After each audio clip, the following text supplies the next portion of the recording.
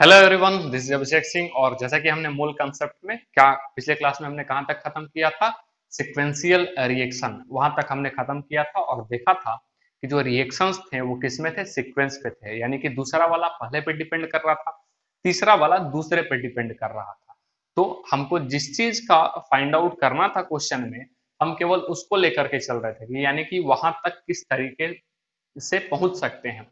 यानी कि और बीच में रास्ते में जो आ रहा था उससे मतलब नहीं था, केवल वहां तक यानी कि किस तरीके से सीढ़ी, एक सीढ़ी बन रहा था, यहाँ से ए से लेकर के बी या बी से लेकर के सी, सी से लेकर के डी। इस तरीके से हम लोग देख रहे थे कि किस तरीके से हम फाइंड आउट, फाइनली जो क्वेश्चन पूछ रहा है केवल उसको अपने को फाइंड आउट करना था। यानी कि जहां जहां से वहां तक पहुंचा जा सकता था वो हम लोग देखते थे। पिछले क्लास में भी हम लोग इसको देखे और खत्म किए, क्वेश्चन भी देखे हैं। और आज जो कहेंगे काफी इंपॉर्टेंट क्लास आज का है पीओएसी का। ठीक है, बेसिकली पीओएसी है क्या, ये तब हम लोग अप्लाई करते हैं, ध्यान से समझना है। ठीक है, उसके बाद अभी लिखवाते हैं पूरा इसके बारे में। सबसे पहली बात तो ये है कि इससे पहले जो भी हम लोग चीज देख रहे थे उसमें क्या था कि रिएक्शन बैलेंस हो जाता था, हीट एंड ट्रायल मेथड से बड़े आसानी से रिएक्शन बैलेंस हो जाता था। लेकिन पीओएसी हम वहां पे, ठीक है, अप्लाई करते हैं जहां पर केमिकल रिएक्शन को, केमिकल इक्वेशन जो होगा उसको बैलेंस कर पाना मुश्किल होता है या फिर वो हो ही नहीं पाता है normally hit and try method से। ठीक है, तो वहां पे हम लोग क्या करते हैं, किसको लगाते हैं, पीओएसी लगाते हैं। ये बात बहुत ज्यादा इंपॉर्टेंट है। ठीक है, वहां पे यदि इस तरीके से नजर आए तो वहां पे हम तुरंत क्या, किसको इस्तेमाल करेंगे, पीओएसी के कॉन्सेप्ट को हम लोग लगाएंगे और उसी तरीके से क्वेश्चन को सॉल्व करेंगे। Is that clear? तो आइए आज का सेशन स्टार्ट करते हैं हम लोग। ठीक है, बात समझ में आ रहा है किस तरीके से हम बोले तो क्या लिखेंगे। इसको क्या बोलते हैं, प्रिंसिपल ऑफ एटॉमिक कंजर्वेशन। ठीक है, प्रिंसिपल ऑफ, जो अपना टॉपिक रहेगा, प्रिंसिपल ऑफ एटॉमिक कंजर्वेशन। ठीक है, प्रिंसिपल ऑफ एटॉमिक कंजर्वेशन, इसी को हम लोग क्या बोलते हैं, पीओएसी। क्या बोलते हैं, पीओएसी। बहुत ही ज्यादा इंपॉर्टेंट है, ध्यान में रखना है मूल कॉन्सेप्ट में। ये वाला जो पार्ट है वो बहुत ज्यादा इंपॉर्टेंट है, प्रिंसिपल ऑफ एटॉमिक कंजर्वेशन। क्या हम बोले कि ये तब लगता है जनरली जब आपका, देखते हैं हम लोग, रिएक्शन वो बैलेंस्ड हो पाना मुश्किल है या हो ही नहीं सकता है, तभी इस कॉन्सेप्ट को हम लोग अप्लाई करते हैं, प्रिंसिपल ऑफ एटॉमिक कंजर्वेशन।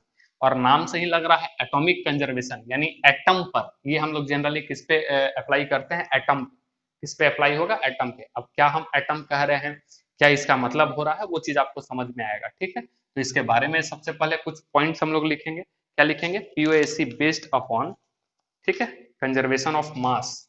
ठीक, क्या बोल रहे हैं, PO A C is based upon, ठीक है, based upon conservation of mass, conservation, ठीक है, कंजर्वेशन ऑफ मास। ठीक, conservation of mass, that is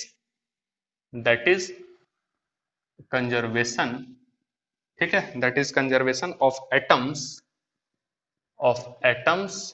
ठीक है, atoms. And according to it and according to it atoms can neither be created, atoms can neither be created nor be destroyed, ठीक है, nor be destroyed. That is, या कह सकते हैं, it can be only be converted, ठीक है, it can be only be converted from one form to another form, from one form to another form. ठीक है, एक बात तो ये चीज समझ में आ रहा है। क्या बोला गया है, नाम ही लिखा गया है प्रिंसिपल ऑफ एटॉमिक कंजर्वेशन।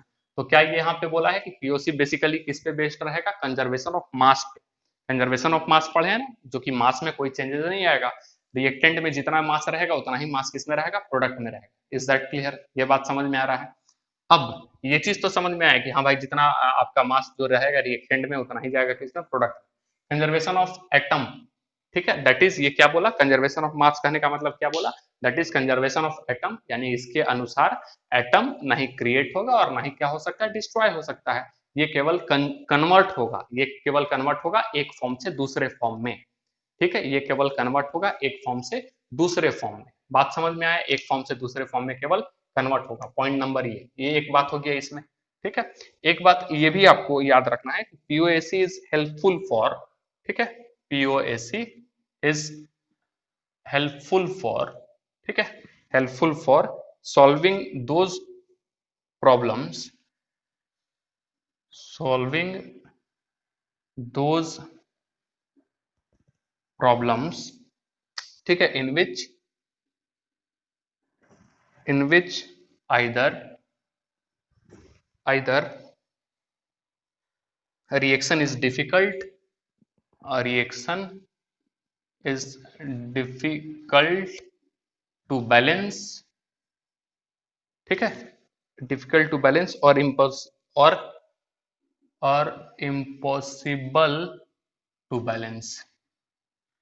ठीक है, ये हम तभी लगाते हैं पीओएसी का कॉन्सेप्ट जब क्वेश्चन सॉल्व करना, एक तो ये क्वेश्चन सॉल्व करने में मदद करता है, खास करके उस तरीके के क्वेश्चन को जिस क्वेश्चन में केमिकल इक्वेशन को बैलेंस करना, केमिकल रिएक्शन को बैलेंस करना बहुत ज्यादा कठिन होता है या तो इम्पॉसिबल होता है, उसको हम लोग ये बैलेंस नहीं कर सकते हैं। ठीक है, उस तरीके के केमिकल रिएक्शंस में इस पीओएसी का हम लोग इस्तेमाल करते हैं। ठीक है, और एक बात है इसमें, क्या बात है कि concept of POAC, concept of POAC is applicable, is applicable, ठीक है, is applicable on that atom, on that atom, ठीक है, विच कंप्लीटली कंज्यूम्ड, विच कंप्लीटली, ठीक है, consumed during the chemical reaction, during the chemical reaction and information about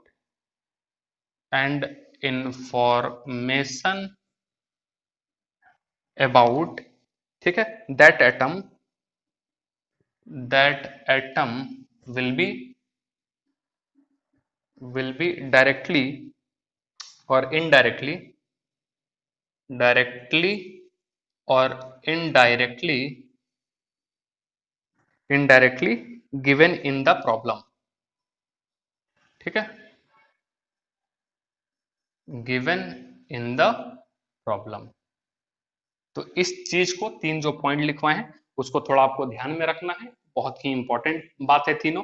एक तो ये हो गया क्या है पीओएसी भाई, तो पीओएसी जो है वो बेस्ड किस पे है, कंजर्वेशन ऑफ मास पे। किस पे बेस्ड है ये, कंजर्वेशन ऑफ मास पे। ठीक है, और साथ ही साथ क्या बोले, कंजर्वेशन ऑफ मास कहने का मतलब है कि एटम जो रहेंगे, ठीक है, क्या बोला, कंजर्वेशन ऑफ एटम, यानी कि क्या हो गया आपका, अकॉर्डिंग टू इसके आधार पर जो एटम जो रहेगा उसका फॉर्म केवल बदलेगा। क्या बदलेगा, एटम का केवल, atom neither be created nor be destroyed, और एटम का केवल और केवल क्या बदलेगा, उसका फॉर्म को हम बदलते हैं, एक फॉर्म से दूसरे फॉर्म में ले जाएंगे। साथ ही साथ क्या बात बोला कि पीओएसी उस तरीके के प्रॉब्लम को सॉल्व करने में हेल्प करता है, वैसा प्रॉब्लम जिसमें केमिकल रिएक्शंस जो होते हैं उसको बैलेंस कर पाना काफी ज्यादा मुश्किल होता है, या फिर उसको हम लोग बैलेंस कर ही नहीं सकते हैं। ठीक है, इम्पॉसिबल होगा।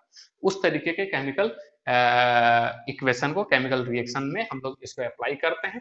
साथ ही साथ ये चीज भी ध्यान में रखना है कि पीओएसी का जो कॉन्सेप्ट है वो एप्लीकेबल होगा किस एटम पर, ठीक है, उसी एटम पर जो केमिकल रिएक्शन के दौरान, केमिकल रिएक्शन के दौरान वो कंप्लीटली कंज्यूम्ड हो, यानी कि ऐसा नहीं कि वो बचा हुआ, थोड़ा सा बच गया हो, केमिकल रिएक्शन के दौरान उसका कंजम्पशन कंप्लीट होना जरूरी है। ठीक है, बात समझ में आया, उसका कंजम्पशन जो है वो कंप्लीट होना जरूरी है, यानी कि कंप्लीट कंज्यूम्ड होना चाहिए ड्यूरिंग केमिकल रिएक्शन, और इंफॉर्मेशन उस एटम का जो एटम क्या हो रहा है, पूरे तरीके से कंज्यूम हो रहा है, उस एटम के बारे में इंफॉर्मेशन या तो दिया रहेगा डायरेक्टली, नहीं तो इनडायरेक्टली जो है वो कहीं ना कहीं आपको क्वेश्चन में दिया हुआ रहेगा, या तो डायरेक्टली मिल जाएगा और नहीं तो indirectly given in the problem. ये तीनों चीज को हम यहाँ बात पे लिखवाए हैं, किसके कॉन्सेप्ट को फॉलो करने के लिए, तो पीओएसी को फॉलो करने के लिए, that is principle of atomic conservation, बहुत ही ज्यादा इंपॉर्टेंट है।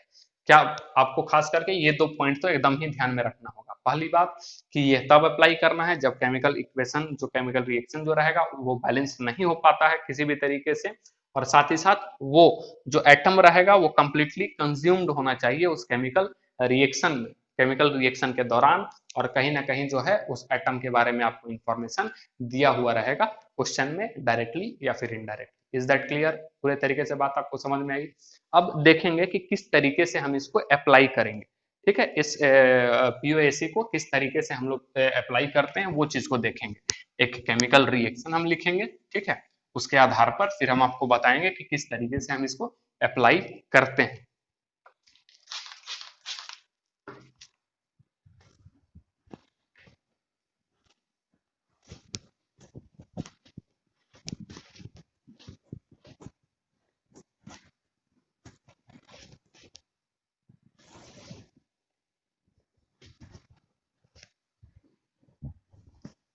ठीक है, जैसे कि एक आपके पास है H2S प्लस HNO3, ठीक है, H2S प्लस HNO3, और इसका रिएक्शन होने के बाद बनता है NOSH2O, ठीक है, NOS, और साथ ही साथ क्या बन रहा है H2O। ये आपका रिएक्शन इस तरीके से दिया हुआ है, ठीक है, और ये क्या है, अनबैलेंस्ड केमिकल रिएक्शन है आपका, ठीक है, अनबैलेंस्ड केमिकल रिएक्शन है। ऑक्सीजन कितना नजर आ रहा है? 2, और यहाँ पे कितना है? 3 है, तो इससे ही पता चल जा रहा है, ठीक है, कि ये हाइड्रोजन भी देखेंगे यहाँ पे 2 है और यहाँ पे 3 है, तो साफ समझ में आ जा रहा है ये किस प्रकार का केमिकल इक्वेशन दिया हुआ है आपका, अनबैलेंस्ड केमिकल, ठीक है, इक्वेशन आपका दिया हुआ है। बात समझ में आया? ये चीज तो क्लियर है। अब पीओएसी किस पे अप्लाई होता है? एटम पर। किस पे अप्लाई होगा? केवल एटम पर अप्लाई होगा। Is that clear?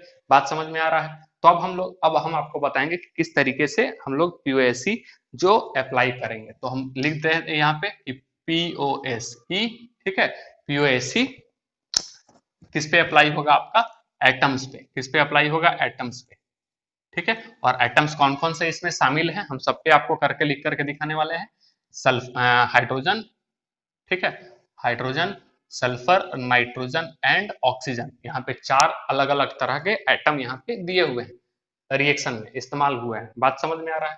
तो अब देखेंगे किस तरीके से हो रहा है। जैसे कि हम लिखेंगे किस एटम के लिए, सबसे पहले लिखते हैं applying POAC on H atom, ठीक है, applying POAC on H atom, ठीक है, एच एटम पे हम लगा रहे हैं। Is that clear? H atom पे लगा रहे हैं, ठीक, ठीक है, किस पे हम लोग अप्लाई कर रहे हैं? एच एटम पे, ठीक।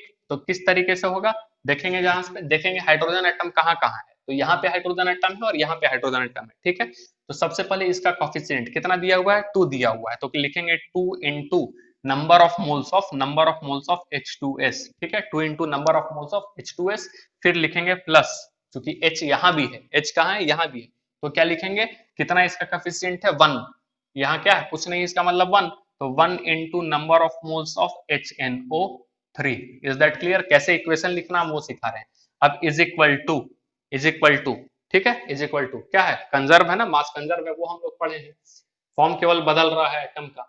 तो अब यहाँ पे हाइड्रोजन कहाँ मिल रहा है? यहाँ वाटर में, तो क्या करेंगे फिर, ये कितना कोफिशिएंट इसका है? 2, तो हम लिखेंगे 2 into number of moles of H2O। इस तरीके से हम लोग अपना इक्वेशन को तैयार करते हैं। ये किसके लिए हो गया? हाइड्रोजन के लिए हो गया। अब हम किस पे अप्लाई करेंगे? मान लेते हैं सल्फर पे अप्लाई करेंगे, एस एटम पे अप्लाई करेंगे, ठीक है, एस एटम पे। तो एस एटम के लिए क्या होगा? सल्फर यहाँ पे है, इसका कोफिशिएंट कितना है? 1, ठीक है, तो 1 into number of moles of H2S। Is that clear? 1 into number of moles of H2S is equal to, sulphur यहाँ मिला तो यहाँ भी इसका 1 है, तो 1 into number of moles of S, केवल और केवल S। Is that clear? अब यदि और दूसरे एटम पे अप्लाई करना होगा, किस पे अप्लाई कर लेते हैं? मान लेते हैं N एटम पे हम अप्लाई करते हैं, ठीक है, किस पे अप्लाई करते हैं? N एटम पे। तो N कहाँ है? यहाँ है, और इसका कोफिशिएंट क्या है? 1 दिया हुआ है, यानी 1 into number of moles of HNO3, ठीक है, इज इक्वल टू क्या हो जाएगा आपका? फिर N कहाँ मिल रहा है? यहाँ पे मिल रहा है, यानी कि, और कोफिशिएंट का है इसका 1, यानी 1 into number of moles of NO। Is that clear? उसी प्रकार से यदि हम ऑक्सीजन के लिए आ जाए तो O एटम, ठीक है, O एटम के लिए क्या हो जाएगा आपका? इज इक्वल टू ऑक्सीजन, यहाँ पे आपको मिल रहा है, तो क्या लिखेंगे? कितना है? इसका कोफिशिएंट 3 है, यानी कि 3 into number of moles of HNO3 is equal to, यहाँ पे ऑक्सीजन कहाँ कहाँ मिल रहा है, यहाँ भी और यहाँ भी। तो पहले यहाँ लिखेंगे कोफिशिएंट 1 है, यानी 1 into number of moles of NO और प्लस, ठीक है, प्लस ये क्या है, यहाँ भी 1 है, यानी कि 1 into number of moles of H2O। तो इस तरीके से हम लोग इक्वेशन लिखते हैं, फिर जाकर के हम लोग क्या करते हैं, जो निकालना रहता है उसको हम लोग फाइंड आउट करते हैं। तो इसमें आपको समझ में आ गया कि किस तरीके से हम लोग इक्वेशन जो है वो लिखते हैं। बात समझ में आए किस तरीके से इक्वेशन को हम लोग लिखते हैं। अब क्वेश्चन देते हैं, ठीक है, क्वेश्चन लिखते हैं, फिर उसके बाद देखते हैं इसको कैसे अप्लाई हम लोग कर रहे हैं। ठीक है, ये इक्वेशन तो समझ में आया। अब जैसे कि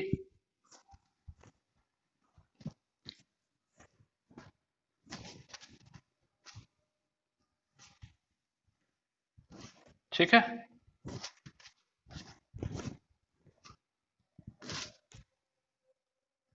अब जैसे कि आपका बोलता है कि 1 gram of calcium is burned in excess of oxygen. ठीक है, 1 gram of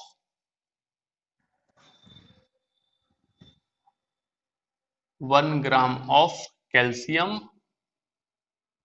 is burned in presence of excess oxygen. ठीक है, क्या है excess oxygen. Determine weight of calcium oxide formed. ठीक है, determine weight of calcium oxide form. Determine weight of calcium oxide form. ठीक है, आपको क्या निकालना है, कैल्शियम ऑक्साइड जो बन रहा है उसका आपको वेट निकालना है। तो सबसे पहले हम क्या करेंगे, केमिकल इक्वेशन को लिखेंगे। कैल्शियम जो है वो बर्न हो रहा है किसके प्रेजेंस में, O2 के प्रेजेंस में, और ये क्या है एक्सेस, ये क्या है एक्सेस। ठीक है, और क्या दे रहा है अपना CaO, कैल्शियम ऑक्साइड दे रहा है। इसको यदि बैलेंस करना हो तो क्या कर देंगे, ये 2 हो जाएगा और ये 2 हो जाएगा। ठीक है, बैलेंस्ड हो गया केमिकल इक्वेशन। ये बैलेंस्ड कर दिए, तब तो हम किसके कैसे हम इसको निकाल सकते हैं, हालांकि ये तो बैलेंस हो गया, तो बैलेंस हो गया तो हम लोग मोल कंसेप्ट में जो पढ़े थे ना, यानी कि इससे पहले वाला जो तरीका पढ़े थे वैसे हम लोग निकाल सकते हैं। ठीक है, और यदि चाहे तो POC से भी हम लोग निकाल सकते हैं। दोनों तरीके से हम लोग सीखेंगे। तो इससे पहले वाले तरीके में हम लोग क्या करते थे, केमिकल इक्वेशन को बैलेंस करते थे, इसलिए हम इसको यहाँ पे बैलेंस कर दिए। ठीक है, बात समझना क्लियर है। और यदि बिना बैलेंस किए हुए आपको बनाना है तो कैसे बनाना होगा, POAC से बनाना होगा। ठीक, यदि बैलेंस्ड हम कर दिए, हालांकि ये बैलेंस्ड हो जा रहा है इसलिए हम इसको बैलेंस्ड कर दिए, तब हम कौन सा अप्लाई कर सकते हैं, अपना पुराना वाला जो मेथड था वो वाला। ठीक, बात समझ में आ रहा है। अब हम आपको दोनों तरीके से बताते हैं कि ये क्या होगा, किस तरीके से। ठीक, अब इसका कितना ग्राम दे दिया हुआ है, 1 ग्राम दे दिया हुआ। पहला वाला पुराना वाला तरीका देख रहे हैं, नंबर 1। ठीक है, पुराना तरीका। तो 1 ग्राम दिया हुआ है, नंबर ऑफ मोल्स निकाल लेंगे। तो 1 ग्राम दिया हुआ तो 1 अपॉन क्या हो जाएगा 40, 1 अपॉन क्या हो जाएगा 40। ठीक है, अब ऑक्सीजन, ऑक्सीजन बात करें तो ऑक्सीजन आपका क्या दे दिया हुआ है, एक्सेस दे दिया हुआ है। ऑक्सीजन तो आपका एक्सेस में है। अच्छा ठीक, अब ये तो एक्सेस में है। अब ये यदि 2, इसका स्टैचोमेट्रिक कोएफिशिएंट कितना है 2, 2, और यहाँ भी कितना है 2 है, सेम है ना, रेशियो क्या हो गया, सेम हो गया। यानी यदि इसका मोल्स 1/40 है तो इसका भी मोल्स कितना आया होगा, 1/40 आया होगा। ठीक है, अब मोल्स इसका निकल गया, निकालना कितना है, कैल्शियम ऑक्साइड का वेट। अब मोल्स निकल गया तो मोल्स को क्या करते हैं हम लोग, वेट ऑफ किसका, calcium oxide is equal to क्या हो जाएगा 1/40 और इंटू क्या हो जाएगा इसका मोलर मास। तो मोलर मास इसका कितना हो जाएगा 40, 10, 50, 56, ये आपका क्या निकल जाएगा इसका वेट ऑफ कैल्शियम ऑक्साइड। इस तरीके से पुराने वाले मेथड से, ठीक है, पुराने वाले मेथड से इस तरीके से आएगा और ये आपका आ जाएगा 1.4 ग्राम। इज दैट क्लियर, समझ में आया। अब पीओएसी यदि अप्लाई करना होता तो हमको इसको बैलेंस्ड करने की जरूरत नहीं है। पीओएसी यदि अप्लाई करना रहता तो अपने को क्या इसको बैलेंस्ड करने की जरूरत नहीं है, यानी कि ये वाला हो गया आपका दूसरा वाला पॉइंट। ठीक है, कैसे निकाल रहे हैं हम लोग, पीओएसी से निकाल रहे हैं, पीओएसी से। ठीक है, अब उस समय में क्या लिखते हैं कि कैल्शियम प्लस क्या होता है O2 और ये है आपका एक्सेस में। ठीक है, एक्सेस में, और क्या दे रहा है आपका CaO, कैल्शियम ऑक्साइड दे रहा है। याद होगा आपको कि हम क्या बोले थे कि आपको क्वेश्चन में ही आपको बता देगा डायरेक्टली इनडायरेक्टली कि हम किस एटम पे पीओएसी लगाने वाले हैं। पीओएसी किस एटम पे लगेगा, सब पे नहीं लगता। अच्छा, उस पे लगता है, ठीक है, उस पे लगेगा जो कंप्लीटली कंज्यूम्ड हो जाएगा, ये बात हम कहे थे। जो कंप्लीटली कंज्यूम्ड होगा केमिकल रिएक्शन में उसी पे हम लोग लगा सकते हैं, बाकी और किसी पे नहीं। तो यहाँ पे देखेंगे कि ऑक्सीजन जो है वो एक्सेस में दिया हुआ है, यानी कि ये कंप्लीटली कंज्यूम्ड नहीं होगा, तो हम किस पे लगाएंगे, कैल्शियम पे। किस पे लगा सकते हैं, कैल्शियम पे। बात समझ में आया, किस पे लगा सकते हैं, कैल्शियम पे। अब यदि हम कैल्शियम पे लगा रहे हैं, किस पे लगा रहे हैं, कैल्शियम पे, तो हम लोग किस तरीके से फिर इसको लिखेंगे, किस तरीके से लिखेंगे, क्या हम लिख सकते हैं यहाँ पे, अप्लाइंग अप्लाइंग पीओएसी, ठीक है, POAC on calcium atom, calcium atom पे हम लगा रहे हैं, ठीक है, बात समझ में आया। तो कैसे निकाले थे इससे पहले, इसका कोफिशिएंट क्या दिया हुआ, 1, यानी कि 1 into number of moles of C A, ठीक है, और इज इक्वल टू किसके रेस्पेक्ट, अब ये इस साइड में कहाँ है, यहीं पे है, तो ये भी क्या है, 1 ही है, तो 1 into number of moles of C A O. Is that clear, समझ में आया, बात समझ में आया। अब number of moles of C A क्या दे दिया हुआ यहाँ पे, हम लोग अभी निकाले हैं ना, कितना ग्राम दिया है, 1/40, ये हो जाएगा आपका 1/40 is equal to number of moles of CaO। तो CaO का नंबर ऑफ मोल्स क्या होता है, given mass upon molar mass, given mass कुछ नहीं दिया हुआ है तो हम इसको W ले लेते हैं, और मोलर मास कितना हो जाएगा इसका, 56, अभी ही निकाले हम लोग, तो ये हो जाएगा 56। तो W इज इक्वल टू फिर क्या हो जाएगा, यही हो जाएगा 56 अपॉन ये हो जाएगा 40, यानी कि 1.4 ग्राम। इस तरीके से हम लोग निकालते हैं।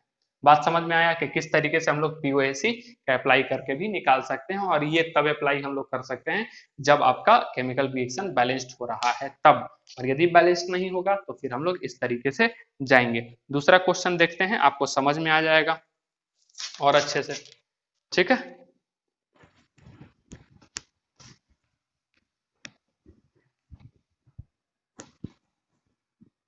और ये बहुत इंपॉर्टेंट है, मोल कंसेप्ट का पार्ट का जो है ना, ये काफी इंपॉर्टेंट टॉपिक है।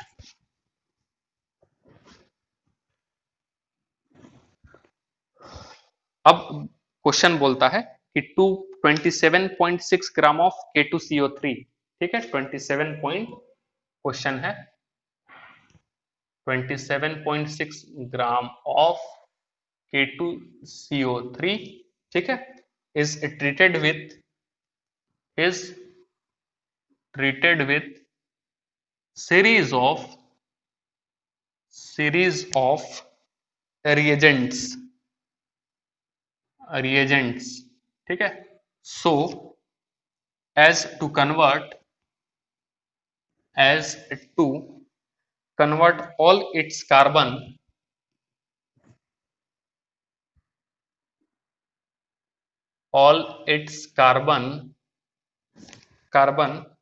ठीक है, into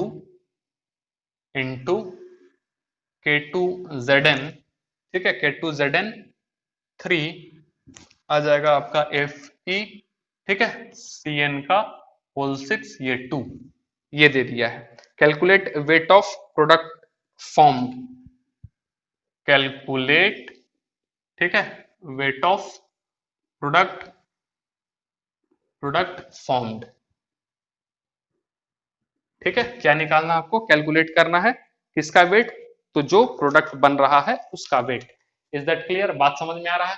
अब यदि हम इसका रिएक्शन लिखेंगे, क्या क्वेश्चन बोलता है समझ लेते हैं पहले। बोलता है कि 27.6 ग्राम K2CO3 जो है उसको ट्रीट करते हैं सीरीज ऑफ रिएजेंट्स, यानी कि इसको कई बार ट्रीट किया जाता है, कई बार रिएक्ट करवाया जाता है डिफरेंट टाइप्स ऑफ रिएजेंट के साथ, यानी अलग अलग कंपोनेंट्स के साथ इसको क्या करते हैं, कंपाउंड के साथ रिएक्शन करवाते हैं, और रिएक्शन करवाने के बाद जितने भी कार्बन थे, यानी कि जितना भी हम लोग इसमें इस्तेमाल कर रहे हैं कार्बन, सारा जो है K2CO3 ये जो कार्बन है वो कन्वर्ट हो जा रहा है किसमें, कंप्लीट, यानी कि जो भी एटम्स पार्टिसिपेट कर रहे हैं उसमें कार्बन जो है वो कंप्लीट कन्वर्ट हो जाता है, ठीक है, यानी कि कोई भी बचता नहीं है, कार्बन का एटम जितना भी हम लोग इस्तेमाल लिए थे वो सारा कन्वर्ट हो जाता है, ये जब प्रोडक्ट बनता है तो।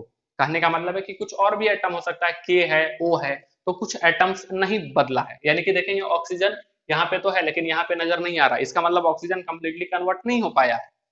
पोटासियम भी जो है वो हो सकता है यहाँ पे तो नजर आ रहा है लेकिन यहाँ पे कंप्लीटली वो नहीं आया हो, जितना मोल्स में हम लिए होंगे उतना नहीं आया हो, ठीक है। तो केवल और केवल कार्बन ही है जो कंप्लीटली कन्वर्ट हो पाया है, जितना हम लिए थे उतना कन्वर्ट हो गया है। बात समझ में आया है, कंप्लीट कंजम्पशन उसका हो रहा है। अब बोलता है कि complete compound calculate weight of product formed, जो प्रोडक्ट बना है उसका आपको वेट निकालना है। तो यदि हम रिएक्शन लिखे तो क्या होता है आपका K2CO3 और गिब्स क्या आपको निकल रहा है, ये कई बार ट्रीट किए हैं इसको, प्रोडक्ट आता है K2ZN3 और ये हो रहा है FeCN का होल 6, ये चला जा रहा है 2। अब आपको देख करके ये लग रहा है क्या कि कभी हम इसको हम लोग बैलेंस कर सकते हैं इस केमिकल इक्वेशन को? कभी नहीं। क्यों? क्योंकि ये बीच में किसके किसके साथ रिएक्ट हुआ है वो भी अपने को नहीं पता है, ठीक है। और इस जो दिया हुआ इंफॉर्मेशन उसके डेटा के अनुसार हम इसको जीवन में कभी भी क्या बैलेंस नहीं कर सकते। तो मेरे कहने का मतलब था इससे पहले वाला जो हम आपको क्वेश्चन दिए उसमें हम आपको ये बताएं कि किस तरीके से दोनों मेथड का हम लोग अप्लाई कर सकते हैं, लेकिन तब वहां पे हो सकता है दोनों मेथड से निकाल सकते हैं, लेकिन तब जब बैलेंस हो रहा है तब पहला वाला लगेगा और दूसरा वाला सब जगह लगा सकते हैं, ठीक है, पीओएसी का जो बात। लेकिन जनरली हम वहां पे अप्लाई करते हैं जहां पे रिएक्शन को बैलेंस कर पाना मुश्किल होता है। तो यहाँ पे बैलेंस कर पाना मुश्किल है तो पीओएसी यहाँ पे लगेगा। एक बात तो फिक्स हो गया, पीओएसी यहाँ लगेगा। बात नंबर दो ये कि पीओएसी किस एटम पे लगेगा, तो याद होगा आपको उसी एटम पे हम लोग पीओएसी लगाते हैं जो एटम कंप्लीटली कंज्यूम्ड होता है ड्यूरिंग द केमिकल रिएक्शन। तो कौन सा एटम कंप्लीटली कंज्यूम्ड हुआ है, दिया है ना कार्बन। क्या लिखा है, so as to convert all its carbon atom into this. Carbon ही एटम वैसा है जो कि कंप्लीटली कंज्यूम्ड हो गया है प्रोडक्ट में। प्रोडक्ट जब बनता है तो कंप्लीटली जो है वो कन्वर्ट हो गया है। यानी कि पीओएसी हम किसके रेस्पेक्ट में अप्लाई करेंगे, कार्बन के रेस्पेक्ट में। बात समझ में आ रहा है, किस एटम पे हम लोग अप्लाई करेंगे, कार्बन एटम पे, और किसी पे भी हम लोग अप्लाई नहीं कर सकते हैं। और इसी के थ्रू हम लोग किसका वेट निकालेंगे, ये जो गिवन कंपाउंड दिया हुआ है उसका, आफ्टर रिएक्शन जो दिया हुआ है उसका। बात समझ में आया। तो अब हम लोग क्या करेंगे, इसका यदि हम मोल्स कितना वेट देखें हम कितना, तो वेट अपना कितना दे दिया हुआ है 27.6 ग्राम दिया हुआ है। अब हम लोग क्या करते हैं, applying POAC on carbon atom, ठीक है, ऑन कार्बन एटम।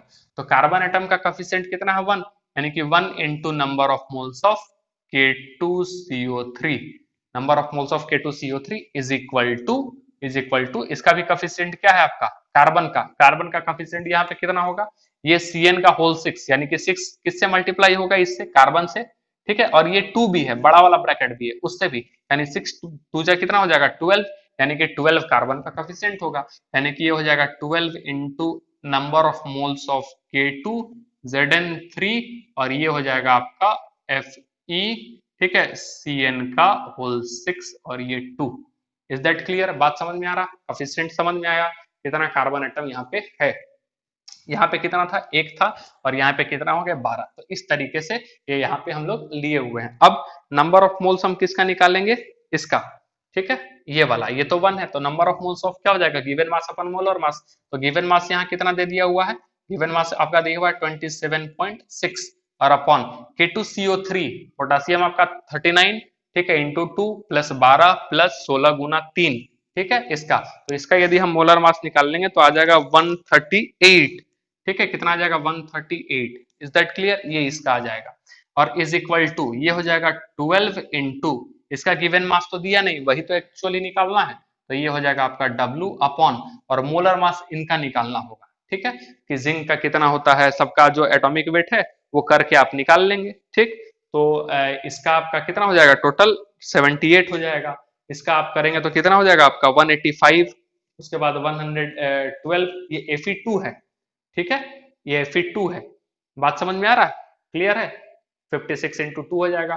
फिर CN का कितना हो जाएगा 12 इंटू 12 इंटू 12 हो जाएगा। क्यों, क्योंकि टोटल कितने हैं 12 थे तभी तो यहाँ लिखे हैं। और नाइट्रोजन भी कितना हो जाएगा, वो भी 12 हो जाएगा। तो आप जब सबका लिखेंगे, ठीक है, कौन कौन सा लिखा हुआ है, यहाँ K2 का निकालेंगे तो कितना आ जाएगा 78, ठीक है, हम नीचे लिख दे क्या, यहाँ पे लिख देते हैं 78 प्लस Zn का निकालेंगे तो कितना आ जाएगा 185, 185 प्लस आ जाएगा आपका 112, ये आएगा, ठीक है। बात समझ में आया, इस तरीके से आपको मिलेगा।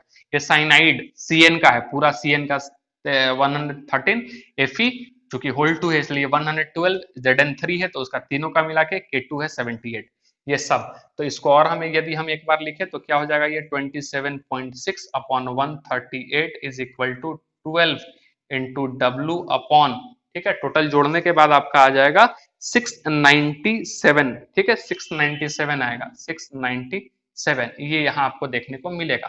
अब यहाँ से यदि आप W निकालिएगा, ठीक है, अब यदि आप यहाँ से W निकालिएगा टोटल कैलकुलेट करके तो 697 अपॉन 60 आएगा, 697 अपॉन 60 ये देखने को आपको मिलेगा। Is that clear? तो ये वेट किसका हो जा रहा है आपका, ये जो पूरा कंपाउंड दिया हुआ है उसका, यहाँ से कैलकुलेट करने के बाद बात समझ में आ रहा है।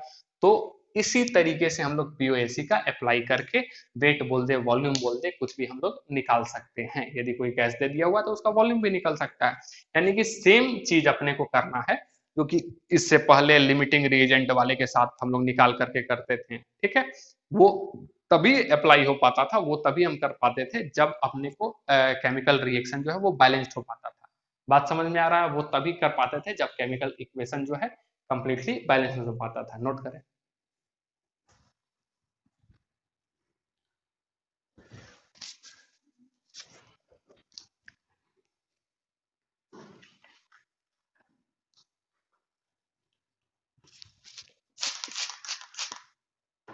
ठीक है, अब अगला क्वेश्चन देखते हैं। इसी पे एक और क्वेश्चन देखते हैं, आपका कॉन्सेप्ट क्लियर होगा। अच्छा सा एक क्वेश्चन है।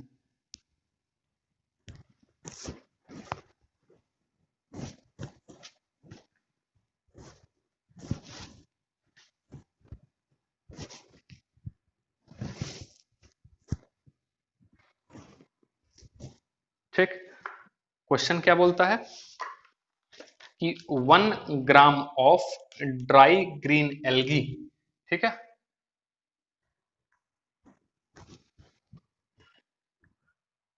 1 gram of dry green algae, ठीक है, absorb 4.7 into 10⁻³ moles of CO2, ठीक है, पर आवर। बढ़िया क्वेश्चन है ये, पर आवर, ठीक, बाय फोटोसिंथेसिस, बाय फोटोसिंथेसिस, ठीक। If the fixed carbon, if the fixed carbon, ठीक है, if the fixed carbon after photosynthesis, after photosynthesis is stored into the, stored into the, ठीक है, stored into the form of starch, into the form of starch, ठीक है, starch formula C6H12, ठीक है, C6H10O5N। ये basically starch जो होता है ना वो पॉलीमर होता है। कल पढ़े थे ना पॉलीमर, पॉलीमराइजेशन थोड़ा सा बताए थे, तो वही ये स्टार्च जो है ना वो पॉलीमर होता है, और पॉलीमर चैप्टर में हम लोग स्टार्च के बारे में पढ़ेंगे, ठीक है।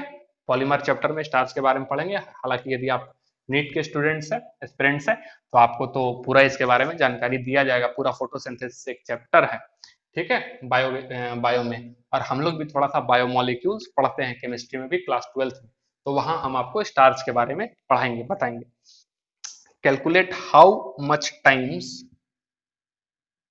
कैलकुलेट हाउ मच टाइम्स, ठीक है, time will it take, will it take to algae, take to double its, take algae to double its on weight, ठीक। अब समझना है जरा से, यहाँ पे बहुत ही इंपॉर्टेंट क्वेश्चन है। क्या बोलता है ना कि 1 ग्राम ड्राई ग्रीन एल्गी है, ड्राई ग्रीन एल्गी है, जो कि एब्जॉर्ब कर रहा है कितना moles of CO2, 4.7 into 10⁻³ moles of CO2 per hour. वो क्या करता है, एब्जॉर्ब कर रहा है, ठीक है। कैसे? तो by photosynthesis. Green dry green algae क्या हो गया, एक तरह का प्लांट हो गया, ठीक है। अब बायो वाले जो है वो ज्यादा अच्छे से आपको समझाएंगे, ये ड्राई ग्रीन एल्गी वगैरह क्या है। तो हम क्या बोले कि प्लांट है और वो क्या कर रहा है, कितना moles CO2 per hour absorb कर रहा है, तो 4.7 इंटू 10⁻³ मोल्स जो है CO2 का पर आवर एब्जॉर्ब करता है फोटोसिंथेसिस फोटोसिंथेसिस से। ठीक है, कहता है कि if fixed carbon after photosynthesis, जो कार्बन डाइऑक्साइड जो एब्जॉर्ब कर रहा है, ठीक है, उसमें फिक्स्ड कार्बन, ठीक है, फोटोसिंथेसिस के दौरान, फोटोसिंथेसिस होने के बाद वो कंप्लीटली चेंज हो जा रहा है, कंप्लीटली स्टोर्ड हो जा रहा है into the form of starch, यानी कि स्टार्च के फॉर्म में वो बदल जा रहा है एक तरह से। ठीक है, तो वही कहता है कि हाउ मच टाइम, ठीक है, will it take algae to double its own weight. अब फोटोसिंथेसिस में क्या हो रहा है, CO2 एब्जॉर्ब होते जा रहा है, CO2 एब्जॉर्ब होते जा रहा है, ठीक है, पर आर कितना, इतना मोल्स। किस में एब्जॉर्ब हो रहा है, एल्गी में ही हो रहा है। तो बोल रहा है कि एल्गी जो है वो कितने समय के बाद डबल हो जाएगा अपने वेट से, अपने पुराने वेट से इसका जो वेट है वो क्या हो जाएगा, डबल हो जाएगा। वो आपको निकालना है, फाइंड आउट करना है। तो बेसिकली हम क्या बोल सकते हैं, ये 1 ग्राम जो था, समझने के लिए 1 ग्राम जो है वो क्या है, ड्राई, ठीक है, ग्रीन एल्गी, एल्गी, ठीक है, ड्राई ग्रीन एल्गी, इसको क्या मिल रहा है यहाँ से भाई, CO2, ठीक है, CO2 मिल रहा है। अब CO2 जब इसको मिल रहा है तो ये किस में कन्वर्ट हो जा रहा है, ठीक है। अब ये जो है इसका मास क्या हो जा रहा है, डबल हो जा रहा है, इसका मास क्या हो जाना चाहिए, डबल, ठीक है। और वही पूछ रहा है कितने टाइम में, यानी कि कितना ग्राम हो जाएगा, 2 ग्राम हो जाएगा, ठीक।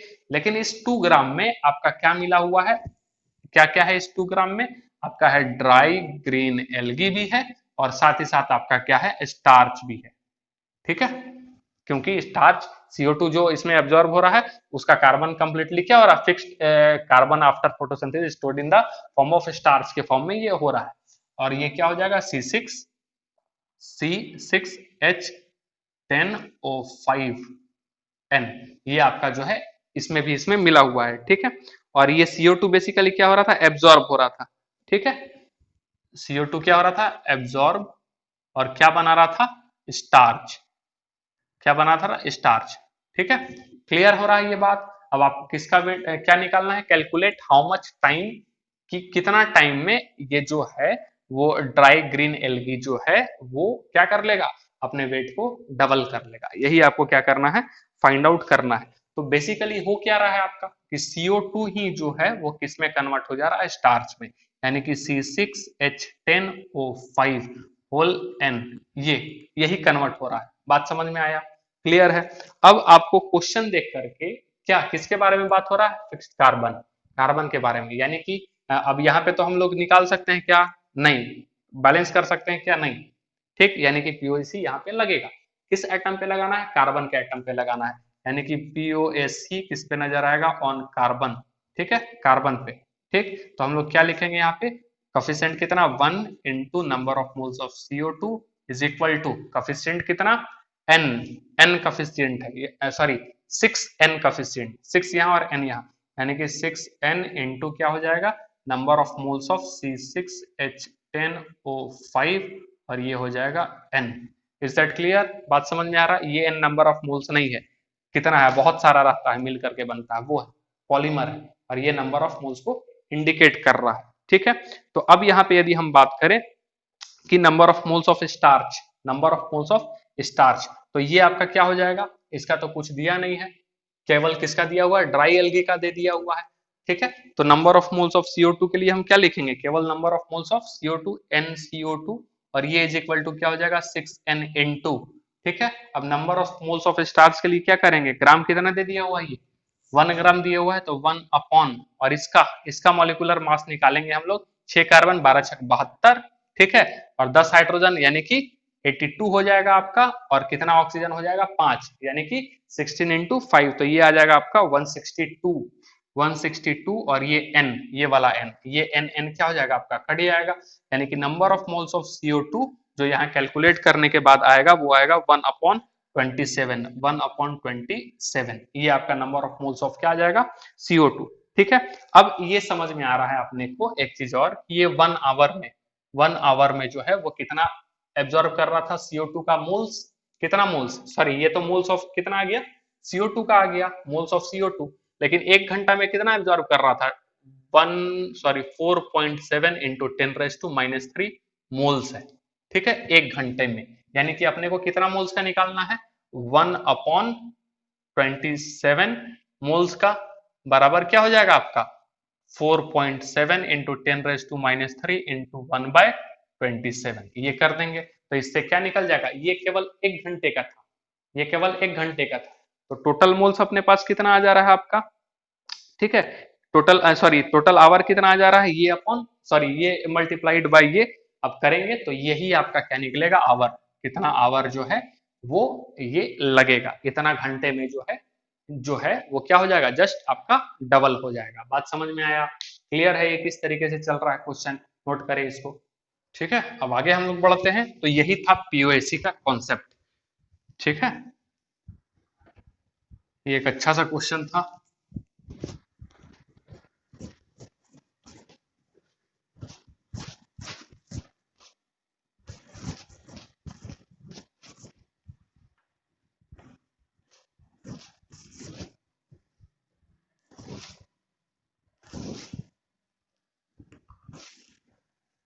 ठीक, अब अपने को जानना है percentage of purity of sample, percentage of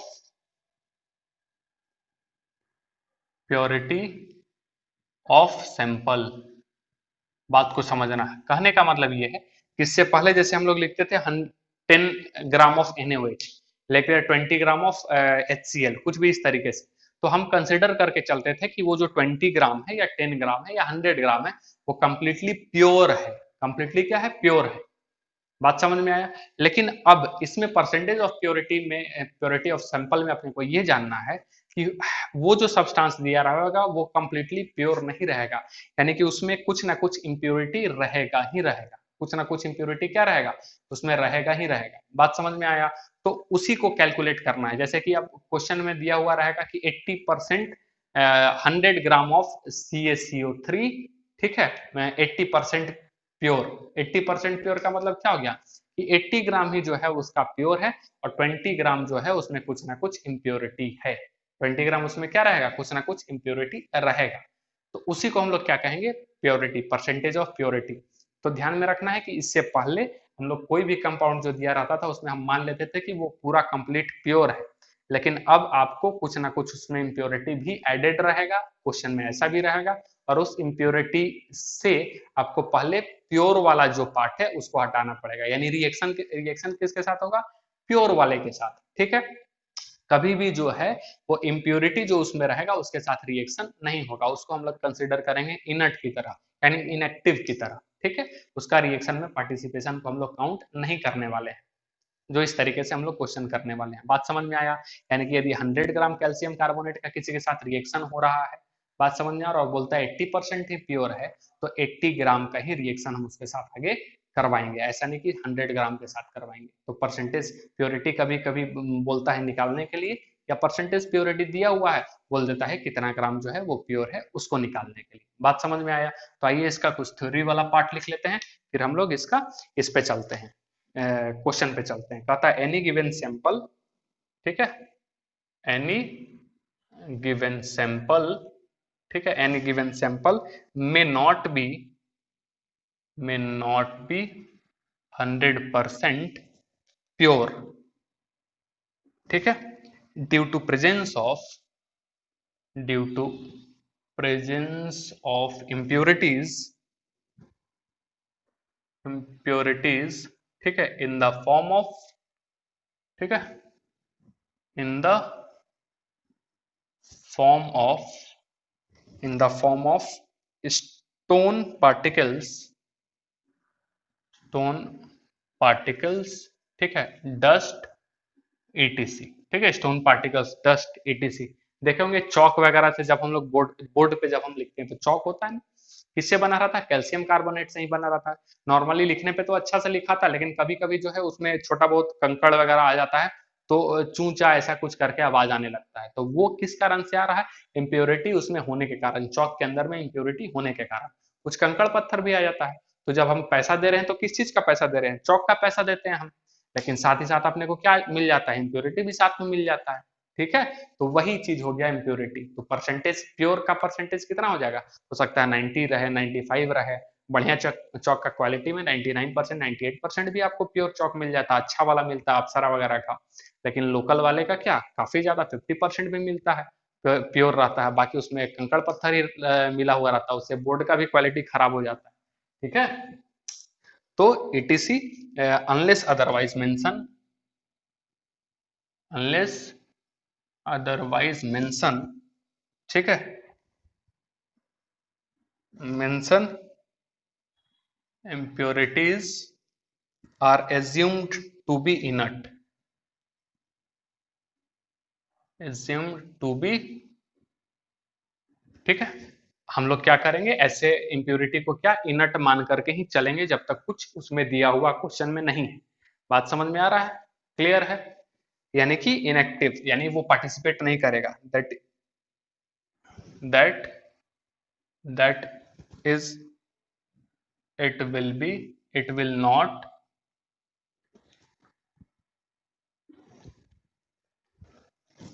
it will not participate in chemical reaction, ठीक है, hence they, hence they are, they have to be removed from the sample, have to removed from the sample, from the sample. तो ये इसका कहानी है, इसके बारे में प्यूरिटी वाले का केस है। ठीक है, अब परसेंटेज प्यूरिटी निकालने का तरीका, फॉर्मूला परसेंटेज ऑफ प्योरिटी निकालने का तरीका, जो वेट ऑफ रिएक्टेंट जो आपका दिया हुआ रहेगा, ठीक है, यानी कि वेट ऑफ रिएक्टेंट, ठीक है, वेट ऑफ रिएक्टेंट वो हो जाएगा अपॉन आपका हो जाएगा वेट गिवन, जो वेट आपका गिवन रहेगा वो वेट गिवन, ठीक है, और इंटू क्या कर देंगे 100, इंटू क्या कर देंगे 100, तो इसका क्या निकल जाएगा percentage, weight of reactant upon weight जो दिया हुआ रहेगा वो। बात समझ में आया, यही किसका फॉर्मूला है आपका परसेंटेज प्योरिटी का, यही किसका फॉर्मूला है परसेंटेज प्योरिटी का। अब क्वेश्चन पे आए, ठीक है, क्वेश्चन पे आए तो जैसे कि 200 ग्राम सैंपल ऑफ HCl, पहले इसको मिटा देते हैं, ठीक है,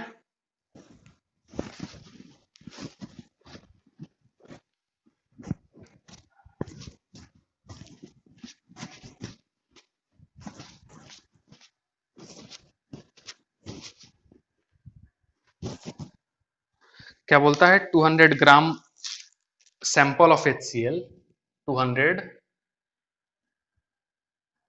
gram of sample of HCl, ठीक है, having 73% purity is given, having 73% purity is given, इसमें प्योरिटी का परसेंटेज पहले ही बता दिया, ठीक है, given, calculate weight of NaOH, ठीक है, कैलकुलेट वेट ऑफ NaOH, ठीक है, calculate weight of NaOH required to neutralise the sample, ठीक है, NaOH required to neutralize the sample, ठीक है, आपको क्या बताना है, किसका वेट बताना है, तो NaOH का, जो कि उस सैंपल को क्या करेगा न्यूट्रलाइज करेगा। बात समझ में आया, क्या करेगा न्यूट्रलाइज करेगा।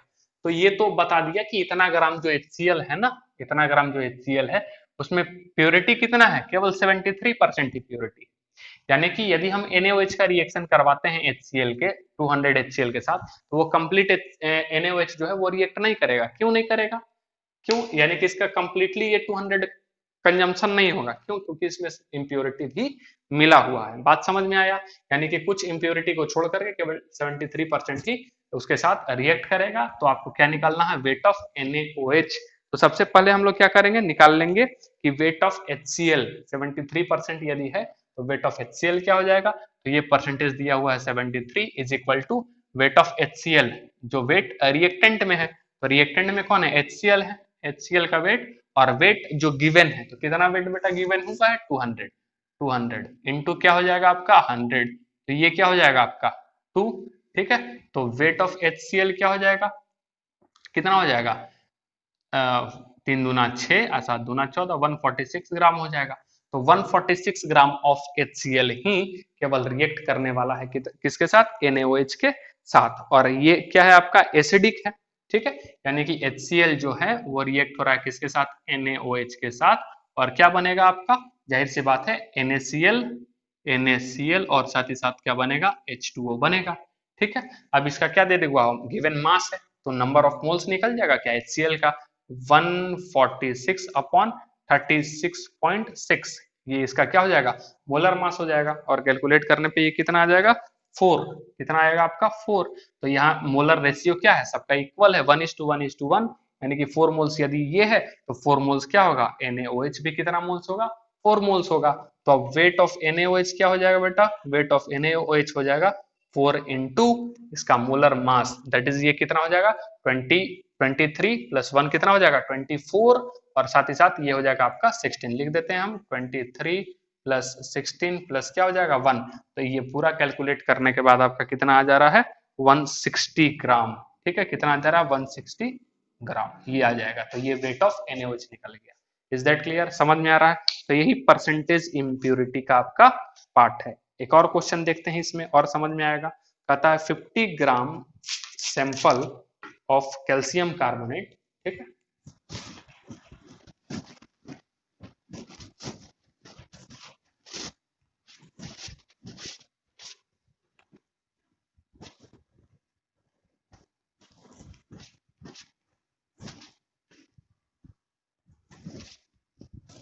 ठीक, 50 gram sample of calcium carbonate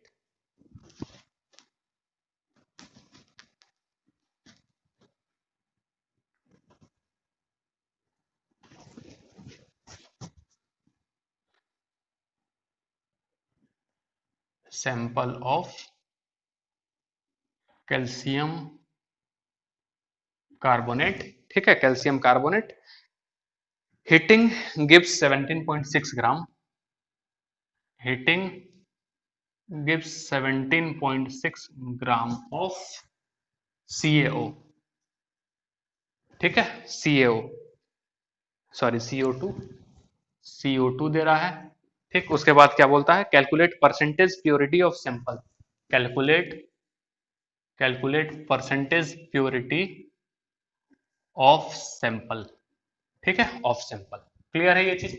50 gram sample calcium carbonate, तो कैल्शियम कार्बोनेट क्या होगा CaCO3, इसको हीट कर रहे हैं, क्या मिल रहा है आपको, ये CO2 क्या मिल रहा है, ये CO2, और CO2 कितना मिल रहा है 17.6 ग्राम, और ये कितना है आपका 50 ग्राम। लेकिन 50 ग्राम जो है वो क्या है, ये कंप्लीट तो प्योर नहीं होगा, तभी तो प्योरिटी बोल रहा है। ठीक है, क्योंकि यदि ये 50 ग्राम क्या हो जाएगा, यदि ये 50 ग्राम है, ठीक है, ये कितना दे दिया हुआ आपका 50 ग्राम, उधर कितना बन रहा है, केवल है आपका दिया हुआ कितना है, इधर कितना बन रहा है CO2, केवल 17.6 ग्राम ही बन रहा है, केवल 17.6 ग्राम बन रहा है। तो आपको निकालना क्या है, weight of purity, percentage purity निकालना है ना। तो बात ध्यान में रखना है कि ये जो है, यानी कि कैल्शियम कार्बोनेट जो दिया हुआ है ये कंप्लीट प्योर नहीं है, ये क्या है, कंप्लीट प्योर नहीं है। बात समझ में आया, क्लियर है। अब calculate purity of the sample, यानी कि प्योरिटी ऑफ सैंपल किसका निकालना है, इसका निकालना है, इसी का प्योरिटी सैंपल निकालना है। और ये ग्राम कितना दे दिया हुआ 50 ग्राम, यानी कि इस 50 ग्राम में कुछ ना कुछ क्या होगा, इम्प्योरिटी जरूर है, इम्प्योरिटी इस 50 ग्राम में जरूर है। लेकिन ये वाला CO2 तो है, ये तो एग्जैक्ट निकला होगा क्योंकि आफ्टर रिएक्शन है। ठीक है, आफ्टर रिएक्शन तो ये तो एग्जैक्ट है, इसमें तो इम्प्योरिटी नहीं है। ठीक है, क्योंकि इम्प्योरिटी किसका निकालने बोला है, इस वाले का। तो हम किसके रेस्पेक्ट में निकाल देंगे, इसके रेस्पेक्ट में फिर हम इसको फाइंड आउट कर सकते हैं। बात समझ में आया, क्लियर है, हम क्या बोले। तो अब जो यह यदि हम यहाँ रिएक्शन लिख रहे हैं तो केवल कैल्शियम कार्बोनेट है CO2, और साथ ही साथ क्या आपका बना होगा CaO, कैल्शियम ऑक्साइड भी बना होगा। बात समझ में आ रहा है। अब यदि हम बात करें तो इसके रेस्पेक्ट में यदि निकालेंगे मोल्स तो कितना होगा, N is equal to 17.6 upon इस कितना हो जाएगा 44, यानी कि कितना हो जाएगा 0.4, और ये 0.4 है तो इसका मोल्स भी कितना आ जाएगा 0.4, जाहिर सी बात है 0.4 आ गया। ठीक है, अब ये यदि 0.4 आ रहा है तो वेट ऑफ CaCO3 कितना निकल जाएगा, ये 0.4 मोल, सॉरी कितना हो जाएगा 100 मोलर मास, कितना आ जाएगा इसका 100, तो कितना आ जाएगा 440 ग्राम्स, कितना आ जाएगा 40 ग्राम। Is that clear? यदि ये कंप्लीट प्योर रहता तो ये जो दिया हुआ उतना ही आ जाता। बात समझ में आ रहा है? यानी कि ये 40 ग्राम कितना किसका है, इसका इसका कितना वेट निकला 40 ग्राम। अब परसेंटेज प्योरिटी पूछ रहा है ना, यानी इतना ही परसेंट, इतना ही ग्राम जो है इसमें पार्टिसिपेट कर पा रहा है, और 10 ग्राम जो है वो क्या निकल रहा है इसका, 10 ग्राम इसमें इम्प्योरिटी मिला हुआ है, तो परसेंटेज प्योरिटी क्या हो जाएगा, ठीक है, जो वेट आपका दिया हुआ है, तो वेट कितना दिया हुआ है 50 दिया हुआ है, ठीक है, और ये वाला हम लोग क्या किए हैं, मतलब कि फाइंड आउट किए हैं, निकाले हैं, सॉरी 40 ना, 40, ठीक है, और ये कितना हो जाएगा 50 और इंटू क्या हो जाएगा 100, तो ये हो जाएगा आपका कितने टाइम्स में 2, यानी कि 80% इसका प्योरिटी है। कितना परसेंट इसका प्योरिटी है 80%। तो ये पूरा कॉन्सेप्ट किस पे है, प्योरिटी, परसेंटेज प्योरिटी पे, ठीक है। आगे हम थोड़ा देखने वाले हैं yield, percentage yield of reaction, एकदम छोटा सा ये भी है, परसेंटेज इल्ड ऑफ रिएक्शन, ठीक।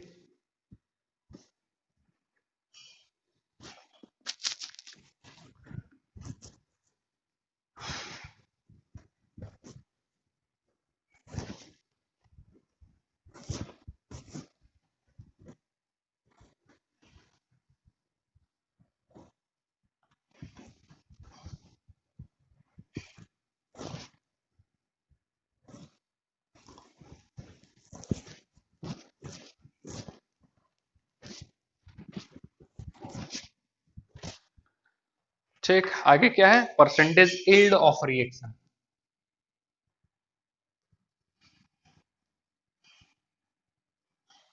ठीक है, परसेंटेज इल्ड ऑफ रिएक्शन, यानी कि कितना परसेंट में वो बना है, ठीक है, कितना परसेंट में इल्ड हो पाया है। क्लियर है, बात समझ में आया, कितना परसेंट में इल्ड हो पाया है।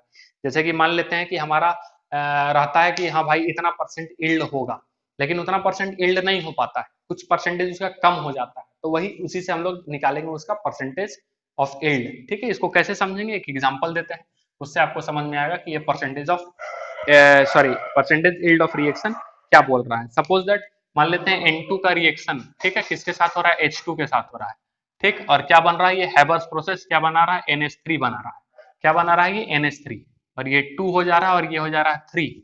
मान लेते हैं सपोज दैट कि ये हम लोग इस्तेमाल किए हैं मोल्स, जो लिए हुए हैं N2 का क्या लिए हुए हैं 5 मोल्स लिए हुए हैं, कितना मोल्स ले लिए हैं 5 मोल्स ले लिए हुए हैं, और ये ठीक है, ये अकॉर्डिंग टू यदि हम ये 5 लिए हैं तो कोफिशिएंट इसका कितना है 1, और ये कितना है 2, तो ये कितना बनना चाहिए 10 मोल्स, ठीक है, 10 मोल्स बनना चाहिए, ये हमारा है कि 10 मोल्स भाई बनना चाहिए। लेकिन कुछ कारण से हेबर्स प्रोसेस ये होता है formation of ammonia by Haber's process, लेकिन मान लेते हैं चैम्बर, ये तो बनता है बड़ा बड़ा प्लांट्स में बनता है ये, ठीक है, बड़े बड़े प्लांट्स में ये हेबर्स प्रोसेस से एमोनिया गैस बनता है। अब मान लेते हैं किसी टेक्निकल फॉल्ट के कारण या किसी भी कारण से जो है वो एमोनिया जो है बनना तो चाहिए 10 मोल्स, जो अकॉर्डिंग टू हमारा थ्योरेटिकल प्रोसेस, ठीक है, थ्योरेटिकल जो हम लोग अप्लाई कर रहे हैं उसके अनुसार 10 बनना चाहिए, लेकिन 10 न बन करके वो क्या हो रहा है और कम बन रहा है, तब ये परसेंटेज इल्ड ऑफ रिएक्शन यहाँ पे अप्लाई होता है, ठीक है। किसी भी वजह से जब उसका इल्ड क्या हो जाएगा कम बनेगा, तो वही हम लोग फिर निकालते हैं कि परसेंटेज इल्ड कितना हुआ, ठीक है। तो जैसे आप मान लेते हैं ये क्या हो गया थ्योरेटिकल प्रोडक्ट, इसको हम लोग क्या बोलेंगे पीपी, थ्योरेटिकल प्रोडक्ट, ठीक है, और बनता कितना है मान लेते हैं 8 मोल्स बन रहा है, तो ये अपना क्या हो गया प्रैक्टिकल प्रोडक्ट, ये अपना क्या हो गया प्रैक्टिकल प्रोडक्ट हो गया, ठीक है।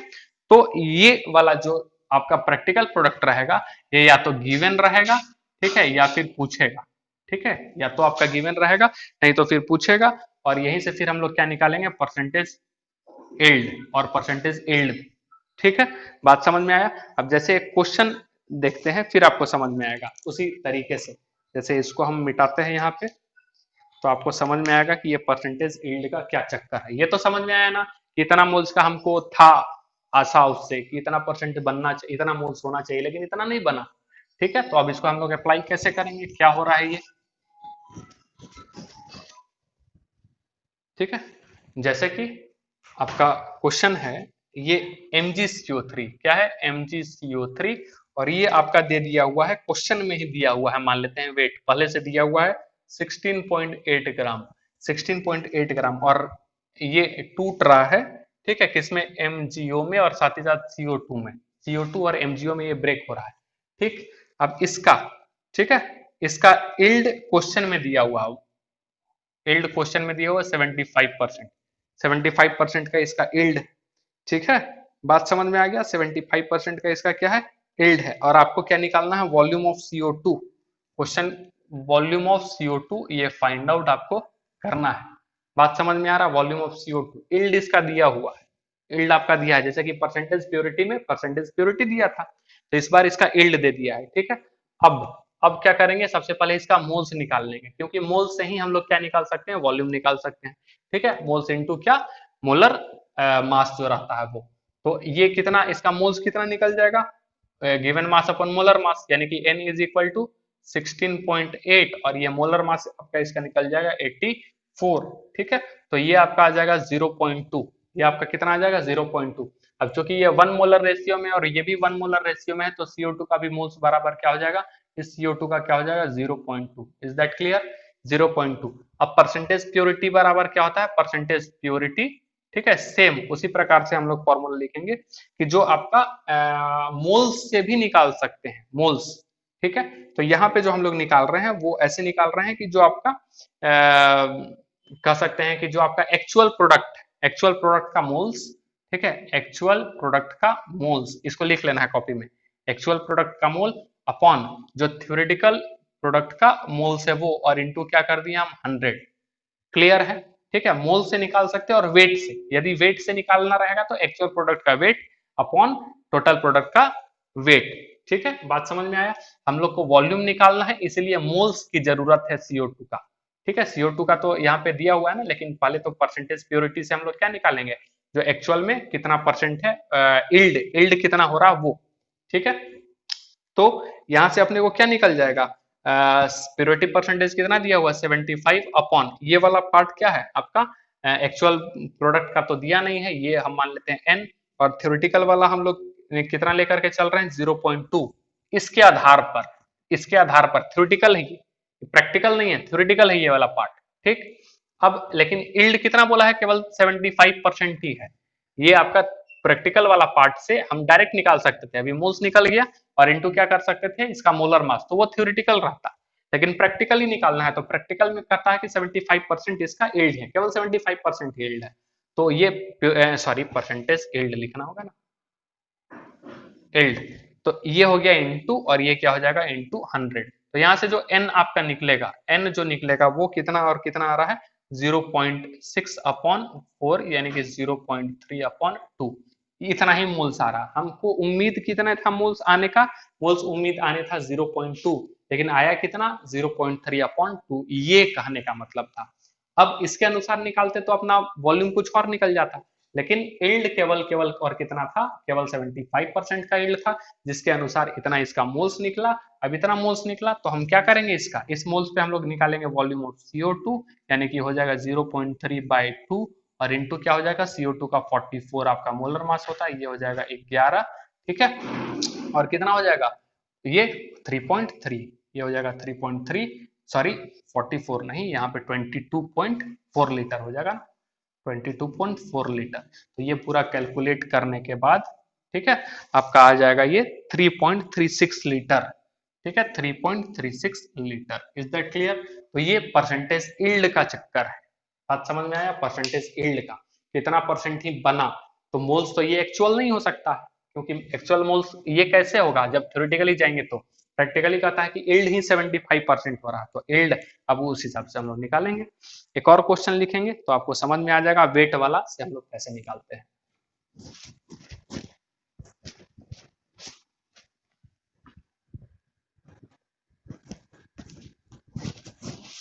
ठीक है, क्वेश्चन कहता है कि 12.8 ग्राम ऑफ SO2, ठीक है, 12.8 gram of SO2 reacts with 3.2 gram of oxygen to form SO3, क्या फॉर्म कर रहा है, SO3। If 6 gram of SO3 are produced then calculate percentage yield of reaction, ठीक है। क्या निकालना आपका, परसेंटेज यील्ड ऑफ रिएक्शन निकालना है। ठीक, अब समझना है, SO2 का रिएक्शन हो रहा है, SO2 का रिएक्शन हो रहा है किसके साथ, O2 के साथ। क्या बन रहा है, SO3 बन रहा है। Is that clear. अब फिर पूरे रिएक्शन को क्या कर लेना है, बैलेंस्ड। यहाँ पे 3 है, यहाँ पे कितना है, 4 है। ये कर देंगे तो 2 3 6 हो जाएगा, और इसको कर देंगे 2 तो ये 6, सल्फर भी 2, सब कंप्लीट हो जाएगा। Is that clear. अब क्या बोलता है, ये कितना दे दिया हुआ आपका, 112.8 दिया हुआ है। कितना वेट, अब मोल्स कितना निकल जाएगा, इसका मोल्स निकल जाएगा 12.8, और मोलर मास इसका कितना हो जाएगा, 64। ठीक है, 64। तो ये आ जाएगा आपका 0.2। नंबर ऑफ मोल्स कितना है, 0.2। निकालना किसका है, SO3 का। तो इसका 0.2 तो सेम मोलर रेशियो में है, यानी इसका भी कितना आना चाहिए, 0.2। और ये क्या है, थ्योरेटिकल प्रोडक्ट है, याद रखना है, थ्योरेटिकल है। अब क्या बोलता है, if 6 gram SO3 are produced, कितना बन रहा है, केवल 6 ग्राम बन रहा है। ठीक है, कितना ग्राम बन रहा है, 6 ग्राम। तो कैलकुलेट परसेंटेज ऑफ यील्ड बताना है। ठीक है, अब 6 ग्राम बन रहा है। ठीक है, अब इसका जो है अपने को क्या निकालना पड़ेगा, पहले वेट भी निकालना पड़ेगा। और वेट निकालने के लिए पहले हम लोग क्या, लिमिटिंग रिएजेंट भी हम लोग पता करते हैं ना, उसी के रेस्पेक्ट में निकालेंगे ना। ठीक है, तो सबसे पहले LR भी देख लेते हैं हम लोग। तो ये हो जाएगा आपका 0.2, एक दोनों हो जाएंगे क्योंकि सेम होगा। देखेंगे कैसे, इसका हम लोग क्या करेंगे, इसके रेस्पेक्ट में हम लोग निकालेंगे O2 का। तो O2 का इसके रेस्पेक्ट में निकालना होगा, तो कैसे, जिसका निकालना ऊपर 1, और ये हो जाएगा अपना 2, और इसका मोल्स कितना आया, 0.2। तो ये कितना हो जाएगा आपका 0.1, कितना हो जाएगा 0.1। तो ये हो गया 0.1 मोल्स, और अपॉन क्या हो जाएगा 1। ठीक है, अपॉन क्या हो जाएगा, तो 0.1 ही आ जाएगा। और ये 0.2 अपॉन 2, यहाँ पे लिखते थे ना ऊपर लिमिटिंग के लिए, 0.2 अपॉन 2, ये हो जाएगा आपका कितना, 0.1 आ जाएगा। ठीक है, बात समझ में आ रहा। और इसका 0.1 अपॉन 1 क्या हो जाएगा, 0.1 ही आ जाएगा। तो दोनों इक्वल है, यानी कि इसको भी लिमिटिंग रिएजेंट कर सकते हैं, इसको भी लिमिटिंग रिएजेंट कर सकते हैं। ठीक है, किसके रिस्पेक्ट में, किसी के भी रिस्पेक्ट में हम इसको फाइंड आउट कर सकते हैं, कर लिए हैं पहले ही हम। ठीक है, अब ये आ गया आपका 0.2, और ये क्या हम बोलेंगे, ये थ्योरेटिकल अप्रोच है। ठीक है, थ्योरेटिकल ही है। अब ध्यान से रखेंगे, अब हम क्या करेंगे, इसका हम लोग वेट निकालेंगे। तो वेट ऑफ SO3, ठीक है, वेट SO3 का जो आएगा वो कितना आ रहा है, मोल्स। तो मोल्स आपका कितना दे दिया, वो 0.2, और इंटू मोलर मास कितना हो जाएगा आपका, ठीक है, 32 48। ठीक, टोटल आपका आ जाएगा ये 80। तो कितना हो जाएगा, 8 दूना 16, 16 ग्राम हो जाएगा। केवल और केवल कितना निकलेगा, 16 ग्राम। अब यील्ड परसेंटेज बोल रहा है, परसेंटेज यील्ड बोल रहा है। और ये वाला जो है, ये ध्यान में रखना है, ये क्या है आपका थ्योरेटिकल प्रोडक्ट है, ये जो ऐसे आ रहा है। लेकिन प्रैक्टिकली, थ्योरेटिकली कितना निकल रहा है, 16 ग्राम। लेकिन प्रैक्टिकली प्रोडक्ट कितना है, प्रैक्टिकली प्रोडक्ट कितना है, W of SO3 is equal to 6 gram है। तो परसेंटेज ऑफ यील्ड, इसका मतलब गड़बड़ है कुछ ना कुछ। कितना परसेंट हो जा रहा है, इसमें कुछ ना कुछ क्या है, इम्प्योरिटी मिला हुआ है। तो percentage yield is equal to क्या हो जाएगा, वेट। अब हम लोग वेट से निकाल रहे हैं, जो आपका वेट दिया हुआ है ये हो जाएगा 6। ठीक है, अपॉन अपॉन क्या हो जाएगा 16, और इंटू क्या हो जा रहा है 100। तो यहाँ पे आप करेंगे तो टोटल आपका कितना आ जाएगा 37.5% ये आपको देखने को मिलेगा। तो यही पूरा कॉन्सेप्ट है किसका, परसेंटेज यील्ड का। क्लियर है, ये समझ में आया किस तरीके से हम ले गए हैं। ये तो प्रैक्टिकली थ्योरेटिकली अप्रोच था, और प्रैक्टिकली क्वेश्चन में इतना दिया हुआ है, तो जाहिर सी बात है कुछ ना कुछ तो गड़बड़ है इसमें। ठीक है, तो आज के लिए बस इतना ही। अगले क्लास में हम लोग फिर से आगे बढ़ेंगे, कुछ कंसंट्रेशन वाला चीज को देखेंगे, फिर हम लोग आगे बढ़ेंगे। अगले क्लास में फिर से मिलते हैं। Thank you so much.